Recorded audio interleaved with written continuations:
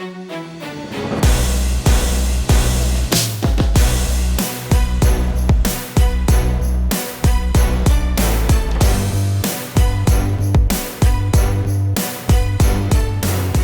right, welcome aboard the FOMO train. I'm here, Wendy Fortino, here with 8-time Miss Olympia, Lenda Murray, 3-time Miss Olympia, Whitney Jones, top 10 Bikini Olympia pro, Camille Periat, and we're inviting you to our FOMO train because that's what we're gonna talk about. And you don't need to have FOMO because you're here with us right here, right now, right? Yeah. But have you ever been scrolling through Instagram or some other social media platform and noticed that somebody's on some exotic vacation, or somebody's got a perfect body and they eat whatever they want, or you know, somebody's in a perfect relationship, has the perfect family? This is what is called FOMO. It's an acronym for the fear of missing out, but people use it in so many different ways. And really it's like wanting to be somebody, do something that somebody else is doing. And what we want to talk about, we want to kind of dive into this phenomenon, and we want to talk about, you know, what exactly it is, and we want to come up with some solutions together for how we can avoid dealing with like the negative effects of it. So what do you think, ladies? Does that sound like a good idea? Yeah, let's do it. Yeah. There's a lot of fear out there. Yes. So first of all, in the whole realm of FOMO, something that I have noticed across the board is this thing called social proof. Okay, businesses learn what social proof is in order to do better in their business. But basically, social proof is creating this identity, this perception that will make people believe whatever it is that you're selling is effective. They'll believe your lifestyle, so they buy into it and they want to follow you, and you can grow your platform that way. There's a lot of positives that can happen from that, but there's also a lot of negatives, right? Have you guys, okay, so as a fitness coach, okay, I'm just gonna kind of talk a little bit about my like personal experience. So when I first started Instagram, it was 2014, I think, 13 or 14 when I first started Instagram, because before that I had started doing like fitness coaching. I was a fitness director at Stanford University for a long time, and I stopped doing that, and I started doing coaching with my husband. And it wasn't really a popular thing back then, but I didn't have a social media platform or a presence. And what I had is I had clients who were having different transformations, and they were posting about them, going, you know, gaining their followers and stuff like that. And one particular client did not, you know, something happened where I think something happened in her life, and she just turned against the process, right? And when that happened, everything was great when it was on its way up. But then when she decided, all of her followers and all of what she created all of a sudden turned against me.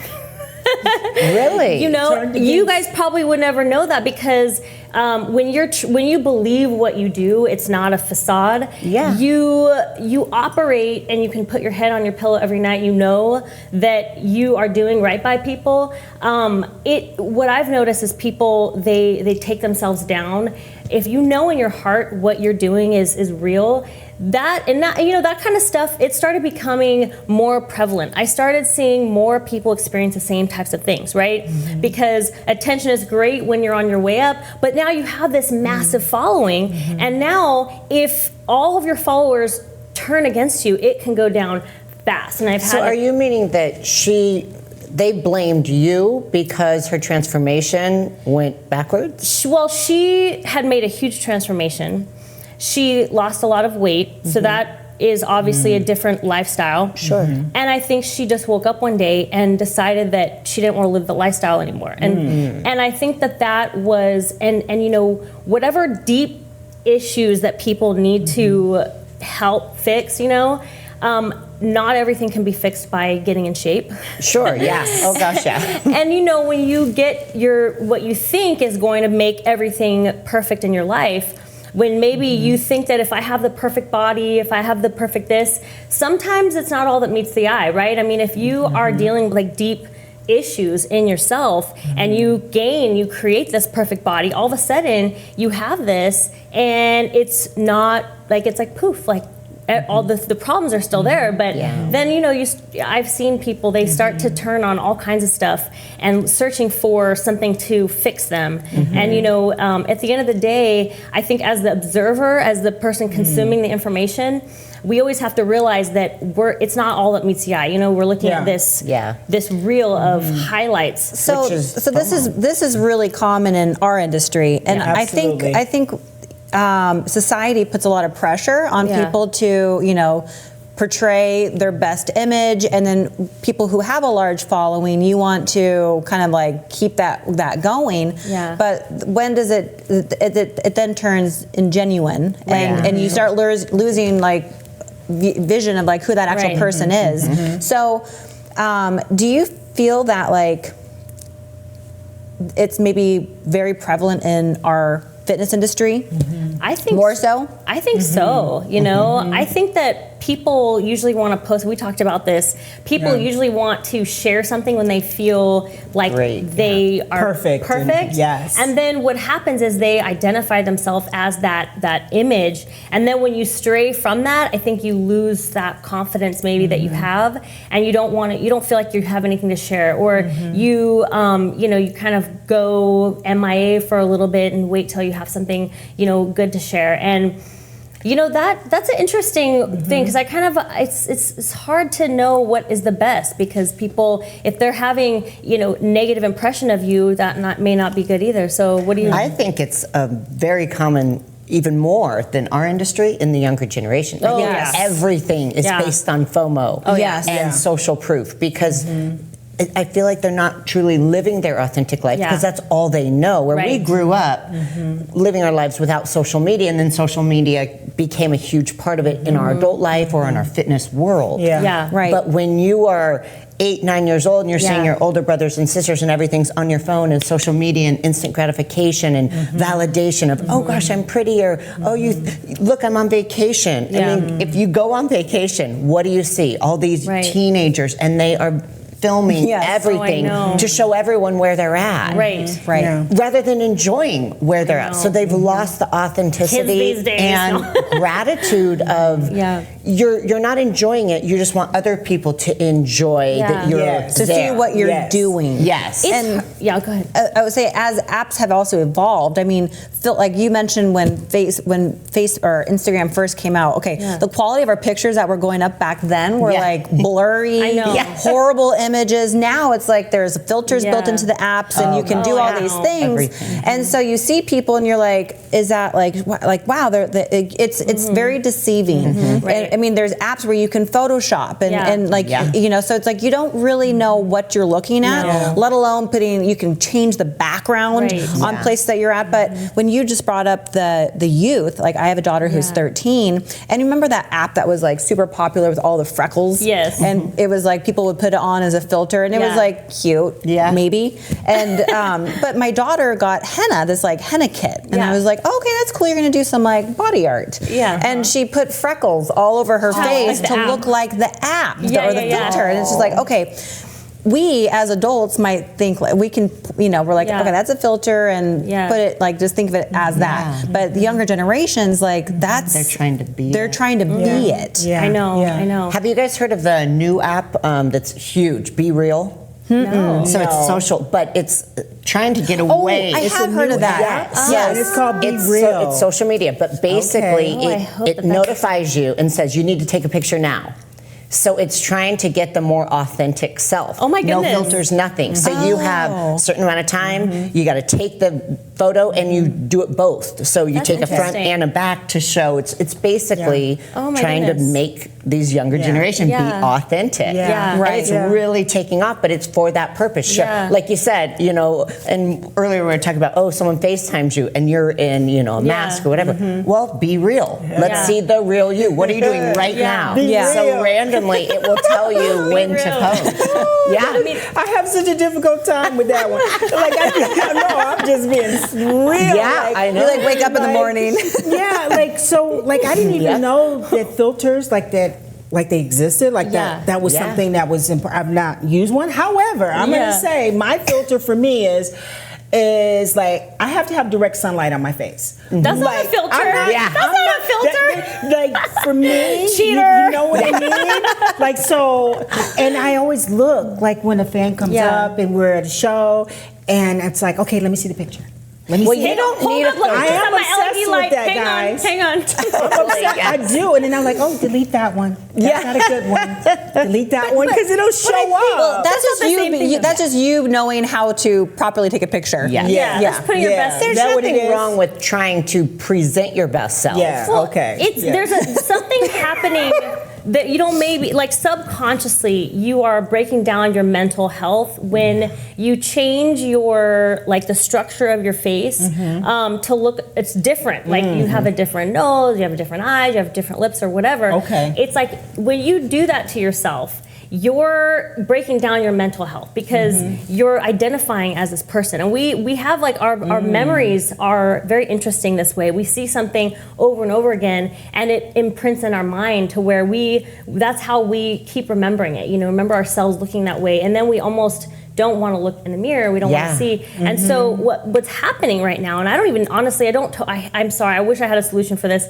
I don't totally know how to fix this, but you know, we kind of can understand this and appreciate it, but it still like affects us. And I see people our age doing this too. But like you said, like what's worse is that the younger generation doesn't have contrast. They are born into this, and so it's going to be interesting to see this play out over time because the story that I think some of you guys know about like real true catfishing, the Manti Te'o story, which we'll talk about in a second, but that was true catfishing. The catfishing of the current generation is people are actually catfishing their own selves. Like you don't have to find fake photos. You can literally use yourself and change yourself and then, you know, go on these dating apps or whatever, and people are thinking they're gonna, you know, enter one thing and they're entering another thing, you know? Well, it's and maybe you need to explain what catfishing is, because honestly, I didn't even know what catfishing was until I finally watched that documentary about the NFL player.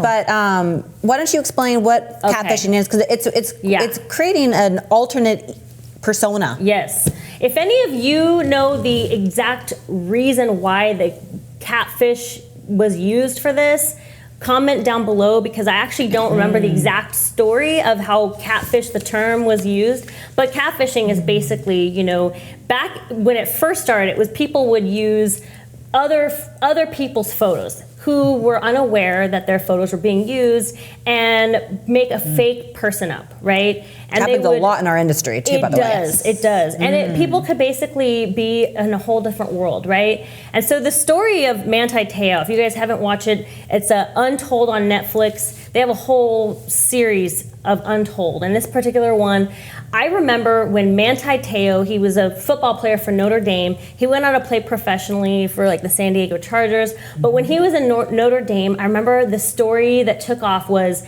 you know, his grandmother and his girlfriend died on the same day. And his grandmother, you know, passed away of a heart attack. And his girlfriend was on the deathbed and just passed away of leukemia within hours of each other. And it was right before they went into their big championship game that they ended up winning. And he dedicated, and that was like a viral story at the time, you know?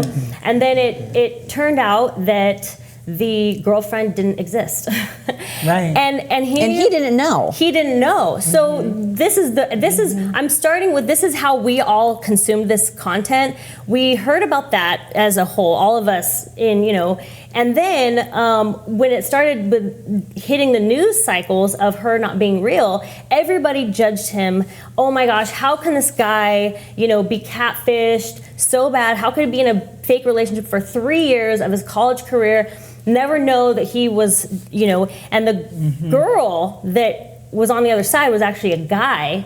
And so for 3 years, this guy created a fake profile And we talk about social proof. He was ahead of his time. He created a whole family. He sure a mom, did. a dad, a sister, a cousin. He made himself the cousin. He changed his voice, and he would actually talk to Mateo, and he would play these different characters. Right. Very interesting story. Insane. Yeah, it was insane. But that guy had it all. He did the social proof.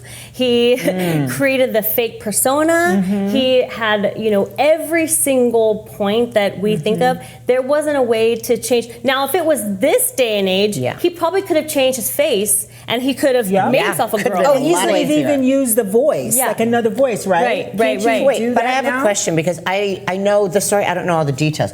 How do you date someone for 3 years but never meet them? Yeah. Did they explain that? That's what really caused most of the problems, is because that was the first thing that everybody said. Wait a minute, are you telling me that you're this healthy young man and you've been having this relationship with this woman for 3 or 4 years and you've never seen her? You guys, so the fake girlfriend was creating excuses. She was sick. She had cancer, and he was always trying to see her, but they had such a strong emotional relationship that he didn't care so much about that. And he was focused on his career. But in our, we see, that's an extreme story. But, I mean, this kind of thing happens, how many times have, you've seen, I've seen many people that I know who have had their pictures taken and fake accounts. Me too, yes. I'm sure multiple times, so it happens all the time. And what causes somebody to want to do that? Let's talk more about that after the break.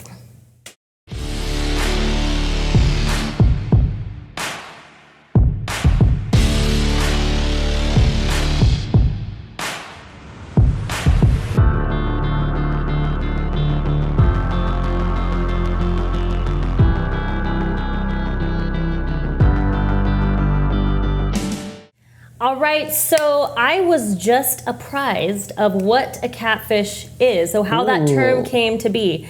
Apparently, cod and catfish were shipped together. And the reason for that is that if cod were shipped alone, they would become lethargic and lifeless, right? And when they shipped them with catfish, it would keep them active and, fresh. And so then they started serving catfish and calling it cod, and so hence the term catfish. You're told that it's one thing and it's really another. Oh, look at that. Interesting. Learned something new today. Thank you, Wendy. Interesting concept. So back to this Manti Te'o story, okay? When I just heard this story on the news cycles, I remember I feel bad because I judged him a little bit. I mean, you saw the memes and everything like that.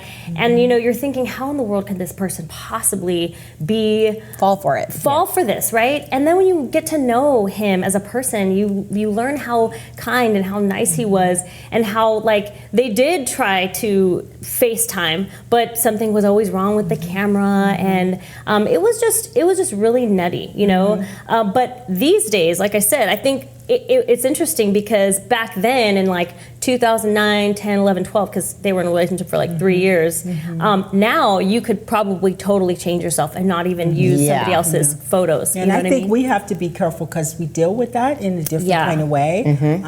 When I think about it, there were a couple times with us, we have a large following, and I had a situation where, people are always trying to tell you should be in movies, or I'm doing this movie. And this guy acted as if he were some famous director, and that this was all coming from New Zealand. This was around the beginning of the whole social media and all that. And with us, it's oh wow, it'd be great to be in a movie. How exciting! He kind of caught me at a weak kind of moment, and at the end of the day, this dude worked at FedEx in San Jose. He worked at the FedEx copy in San Jose, and he made it out to as if I'm going to be in this movie in New Zealand. Actually, even fell for it and bought tickets to New Zealand. Really? Luckily, I was able to.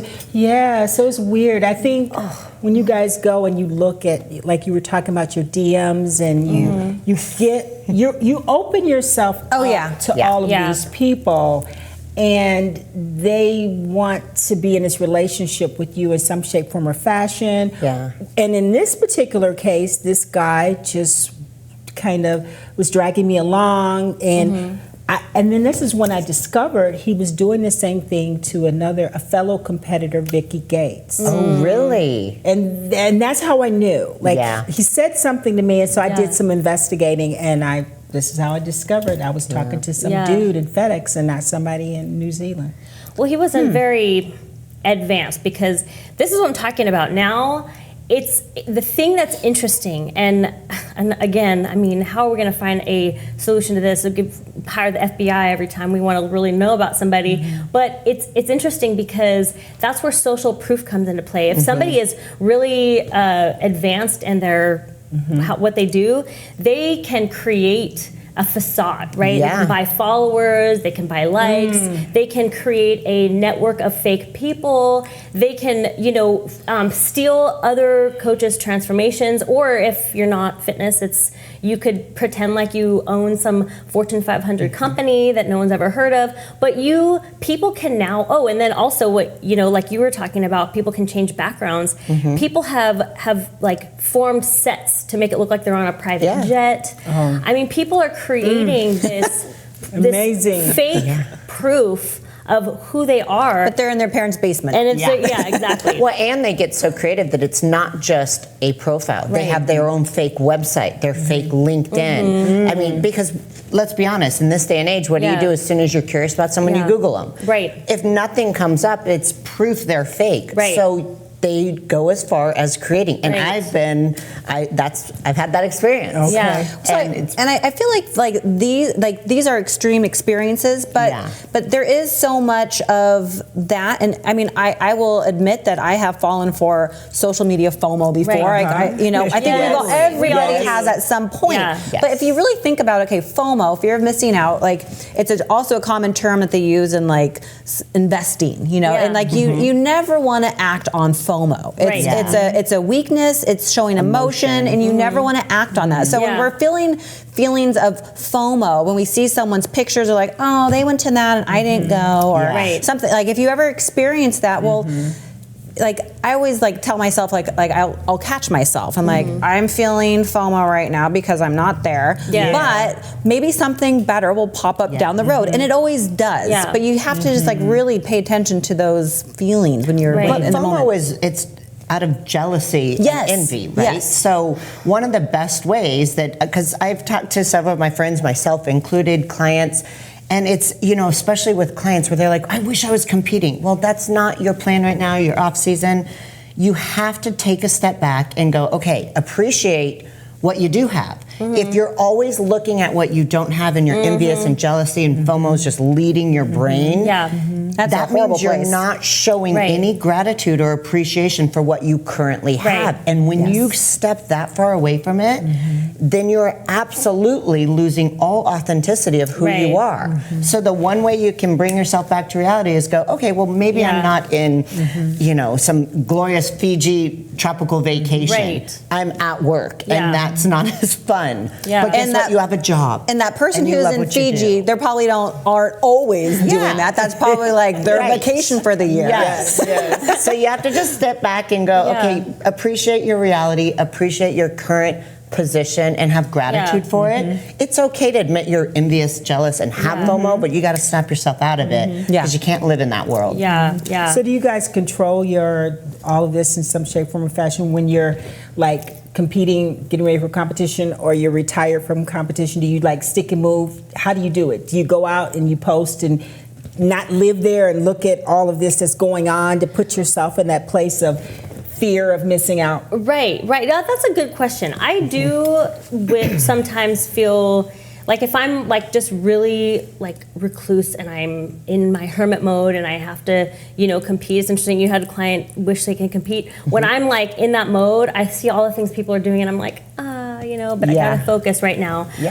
But the interesting thing about, credibility I was going to talk about is that there's really not a lot of regulation when it comes to someone, you know, showing some type of credibility that they have, you know, and it's like, you know, when it comes to your degrees and your credentials and things like that, there's not really any way to see like how, what is going on. And the thing that really stinks about, you know, with those of us who really are authentic and we've been at it for a long time is that when like a lot of people are like photoshopping, that means everybody, like you can't, when people view things, they're either, it's like all or nothing, right? And so you don't really get credit for being authentic. You don't really, you know, some people might fall for it if you're, you know, faking things. But in general, I think it's like kind of like not really helping anybody. You know, I don't think anybody is really the better for it. And so, so that's one thing to just really keep in mind. You know, I think if you're the person who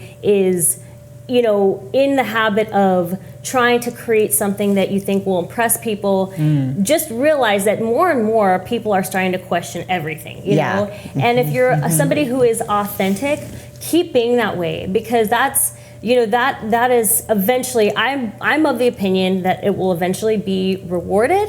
I think it already is starting to get awarded. It has to make a full circle, you know what I mean? Agreed. So yeah. I think it's hard to also to show your vulnerable moments. Like I would much rather just be like, oh, this is something exciting, I will share this. I don't like, because most of the majority of my day is pretty boring and monotonous, and people wouldn't want to see that.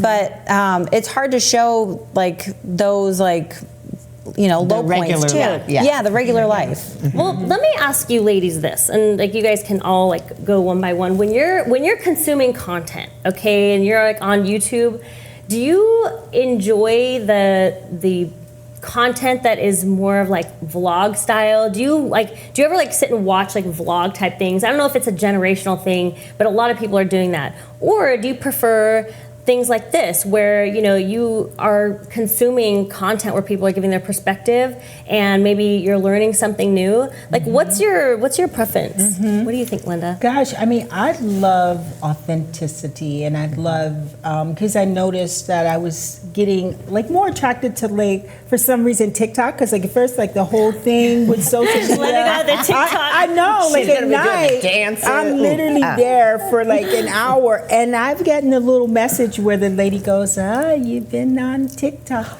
You have? Yes. Is there a message that tells you that? There's a message. That's amazing. Yeah, I know. Did you set that up? No. Someone just your it's phone? It's a message. If you guys are on there, like I think when you get to that hour. Someone has parental controls on parental her phone. control. And it I don't know if pops that's up. normal, Lenda. And I don't think so either. It's like Netflix. Are you still watching this? Like you've spent too much time. You just go remind me that I'm outside. binging. I just noticed Go do like I was really digging it, because all these people were just so real, and all these interesting stories, and then I was actually engaging and commenting and doing more of that there than on Instagram or on Facebook. And I think also I felt like it was my own little private world, because I had made my mind up. I'm not going to create is, any. Lenda. It's your private world. My own little private world, and I do feel like I'm in that place where, like with Instagram and social media and where I'm at in my life, it's always like sharing and putting that information out. I do feel like I want to kind of always be kind of perfect. Not perfect. Right. No, I totally know for what you sure. mean. Yeah. So you're not a YouTube person at all. You're a TikTok person. Yeah, I'm a TikTok person. I think for me it depends on the topic. Yeah. Yes. If it's a subject I'm interested in, I'm a total nerd, so I like history. I like all the stuff that's nerdy. So I would follow and watch all of that. Otherwise, if it's not something like where I'm learning or it's educational, I just need to laugh. So I like debauchery. I like goofiness. I love the TikTok ridiculousness. But it just depends on the topic and how much I can be engaged to see. And then timing. Like, if I'm on cardio and I know I'm going to be on, treadmill for 30 minutes, I'll watch something that's longer duration. Right. Or if it's quick bits, I'm doing TikTok little clips. Yeah. I think I would agree with Whitney. I like more educational stuff. I personally watch a lot of like investing type stuff. But when I was competing prior to retiring, I feel like I spent so much time on Instagram and just trolling. I'd be like in competition mode and I would just be trolling and then doing the same, like posting my workouts, and I spent so much time doing that honestly, like I've just like, I kind of got exhausted from it. Yeah. And I've taken just a kind of big break from it, but that felt amazing. It wasn't intentional, but I don't know, like sometimes I think we get so like consumed by it. Do you guys remember, it was like a year ago where Instagram was shut down for like a full day? That was amazing. It really was. Like I remember being at the gym being like this. People are just working out and talking, and no one's worried. I mean, they would check, like, is it up? And they were frustrated. But I'm like, this, I feel like we're 10 years back. It was amazing. We should talk about what the world would be without social media after the break.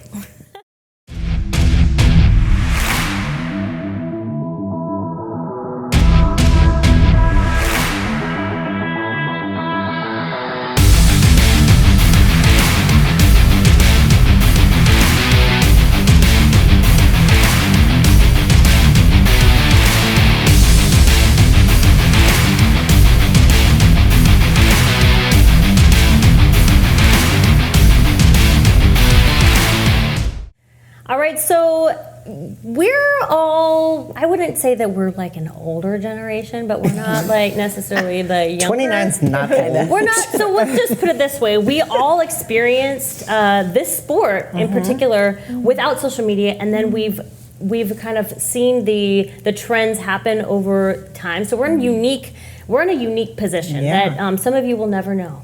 I'm so impressed. Some of you may never know about, but so let's break that down so you guys can maybe feel a little bit of FOMO for what we got to experience that you will never get to experience. But in all seriousness, when I first started competing in 2008, there was really not. I mean, YouTube was around. We had magazines. I had magazines, and I mean, every time I would go to like a 7-Eleven, I would want the latest magazine, and I kid you not, I would read magazines on the step mill. I feel so old saying that, but it was the best. That was awesome, Or the magazines would be at the front of the gym, and they'd let me grab one, which is probably kind of gross. But at the time, everyone did it. You know what I mean? No one knew what COVID was. Nobody knew what COVID was at the time. But and not a lot of people were competing or talking about it. And if you looked in really good shape in the gym, people were like, "What do you do? Like what?" I mean, it was not that people didn't know like that you competed or whatever. It was just kind of like it was so different, And then over the years, we have had to adapt because we all own businesses and we all, want to have platforms. I mean, let's be honest, we want to have a platform because we can't reach out to you guys if we don't create a platform for ourselves. So it is a very full circle kind of thing, you know what I mean? And so that's the thing. And then like some people, like Whitney, you have sponsors that you love posting for, and it keeps you on target for that too, right? Well, we were talking in the break because Camille had mentioned, I've kind of taken a break from it, and I said, wow, I'm so jealous because there's days that, I'm just kind of over it. You just want to be a mom or just live life, but I am. I have a few contracts where I need to post at least something. Now, I'm grateful that my sponsors don't dictate what I have to post because I post debauchery and craziness and stuff about my family and my boys and workout content. But what's interesting is this kind of tells the power of social media. Right. If I don't, like I've been on vacations and sometimes I'm like, oh crap, I forgot to post. Yeah. I get DMs. Are you okay? Is everything all right? Like, am I having a bad day? Isn't that weird? And I'm like, wow. Because granted, I do my memes in the morning, and that's a regular thing. If I don't post and a post or a story, always, never goes a day where I don't get messages asking, is everything okay? Did something happen? Yeah. Just because I took a day off social media, and it's just, and these aren't people I know. These are strangers. Yeah. But that's just so odd to me. Well, and so sometimes people who have a large following, like you have to kind of keep up with it. And sometimes you feel like you're trapped in this like rabbit hole. But it's also the social media platforms and the algorithms that they place, and they make it hard. Like when Instagram first came out, it was like so just raw. It was kind of like how TikTok you was. Saw your post. It wasn't. It was like chronological. So if there was a post, it was like that. It was a timestamp. There was no algorithm. It wasn't an algorithm. So it's like, and that whole thing has put so much pressure. And that has really changed the whole dynamics. It's not as that's affected you. It's FOMO. Yes. Or it's SOMO. That's sadness of missing out. And your algorithm's off now because you've taken a break. I've taken a break and I've loved it, but now if I actually want to post something that I want people to see, I'm like, it's like crickets. You get nothing. So you have to like go back at it. Your followers want to see what you post, and it doesn't show up in their feed. Right. And that's the thing too, is that it's like, I started my Instagram in like 2013 or something like that, and I grew my following over the years, and now I'm at the point where, I mean, it's such a small percentage of those people who started out with me even see what I post. And I mean, I guess I'm assuming, but I'm assuming that they would like to see it, but it just doesn't show up, because I've gotten, a little bit more. Yeah, this whole thing with social media, it's a force to be reckoned with. Yeah. Without question, it is the way. And I kind of like come from this place because I'm going through a divorce. I'm almost done. But I had to make the decision with my Instagram and my Facebook, like who I'm going to like transfer that on to. You know what I mean? And I was like, oh wow, they had all kind of things set up for that because it was important. And then it was like also all of my memories and everything that I experienced. I saw some people going back and deleting. I'm like, I'm not going to go back and live my life. My life is what it is, and it's a beautiful thing, and I wouldn't change anything. Which is great. That's being authentic. Yeah, see, not trying to hide. Authentic. That's my life. Such a good point. And I'm not changing. That's part of you, all of it is you could maybe you have a history with somebody and you guys don't get along, but I'm with you. I think it's good to hang on to all the memories that you have posted, because I don't know if you totally try to like reinvent yourself in the way where you like throw, and that actually goes back to my original story when I was saying that we took a girl on a journey of transformation, and then she all of a sudden woke up one day and was like, oh my God, like I don't like this. This isn't fixing me or fixing what I thought I had an issue of, It's like you can't but whatever process you went to get to that next phase of realization is a part of like closing the door. Good or bad. That's right, if good it's or good or bad, it was a part of what made you, And I think that there's a beauty in that, and celebrating the good, the bad, the ugly, all of it, So was this competitor that you had that kind of shared her story on social media that made people maybe upset with you? That's what we're talking about right now? It wasn't so much that, it was just they were so like on board with her. They were such dedicated followers that it was like whatever she liked, they liked. And a lot of people that would come to her, she would send them to me for coaching. And because I'm so good at what I do.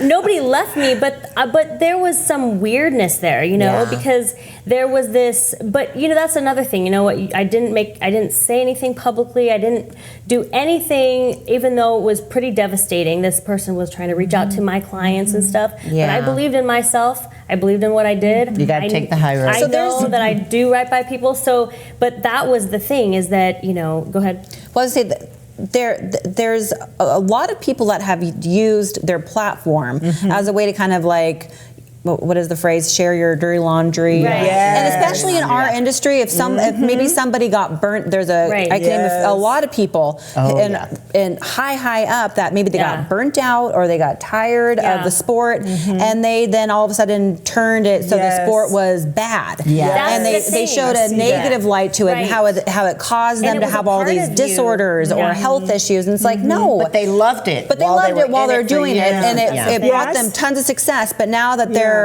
changed, but it's social media being a platform, and it can serve many purposes, and not allowing a different side of the story. And sometimes they're so caught up in their own, like what they're going through, they don't realize the carnage. They don't realize that they're having to like shine a bad light on somebody in their, you know, rampage, because they're only concerned with what is kind of happening. And, you know, social media rewards narcissism. Yes, so it does. Some people can't like get away from narcissism. Yeah, I saw this, one of the things that really pissed me off, and I see this, you have like couples that date each other, they're in a relationship, both of them are active in the sport, and then this guy decides he's going to kick her to the curb, and then he's now posting new pics of him and his girlfriend, and it really irritates me. And this is like a popular two pros. You have her back. Yeah, I have her back totally, because I looked at this guy and I'm thinking, dude, like this is like crazy. Oh, there could be like, I feel like there should be like some reality shows. Oh gosh, yeah. Could you imagine? Maybe next for us. The FemFlex Friday reality show. Would you guys like to see an example of what goes wrong if you decide that social media is your life and you want something to go viral so bad that you are willing to go the mile to get the best video in the best place? Oh, this would be interesting. This could happen to you. So let's not. Okay, let's check it out. He doesn't know. Oh, no way.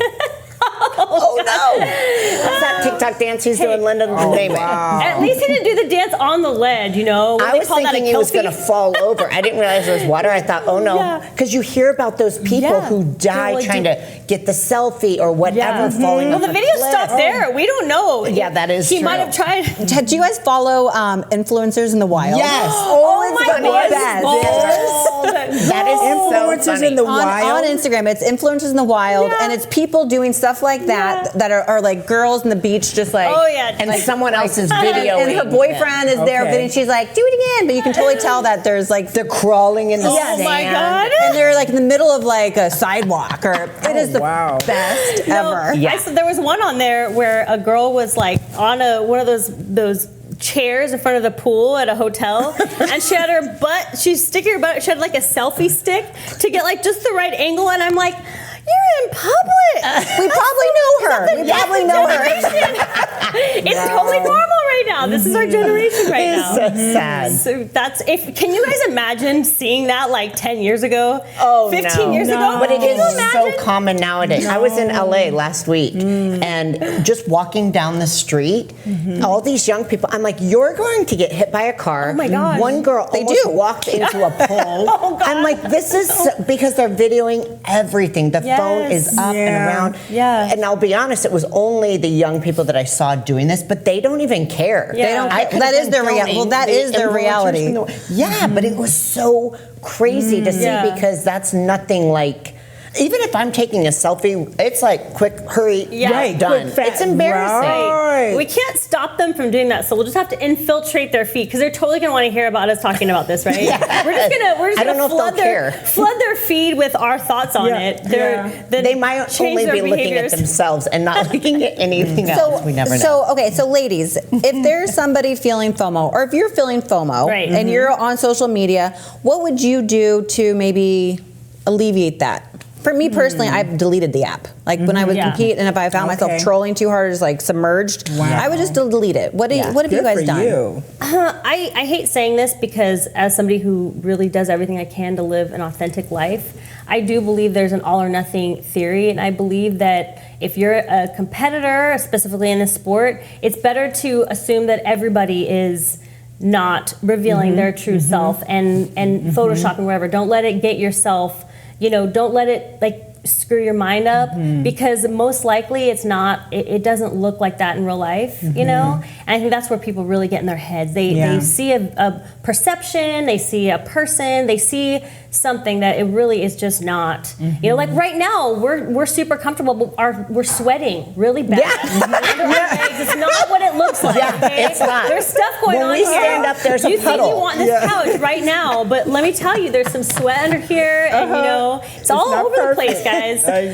I'll say the one thing that I do is, and it's kind of what I mentioned earlier, just really going back and appreciating where you're at now. That's it. You've got to put things into perspective. And honestly, if it's something like a vacation, I'm so jealous of that. Then I make a plan and I work for it. If I want that body, work for it. So don't wish for it, work for it. So whatever you are getting FOMO, either let it go and try to erase it from your brain, or work to be where they're at and what it is you're jealous about, so that you can have that. You don't have to be jealous anymore. Well, I had to just like let go.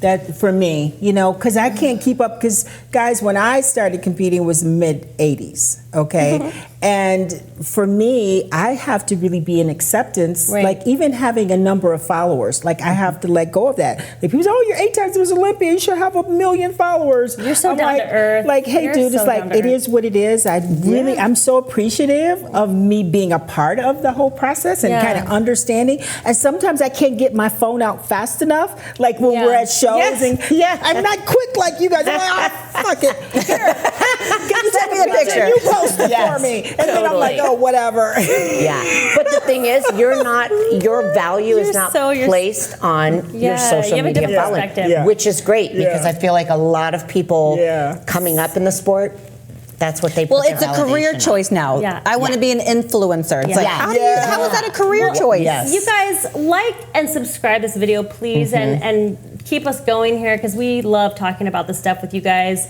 And let us know what you think about all of this stuff, because we know every single person, you know, deals with this. So let us know in the comments below. Definitely make sure you like and subscribe, and we will see you on the flip side.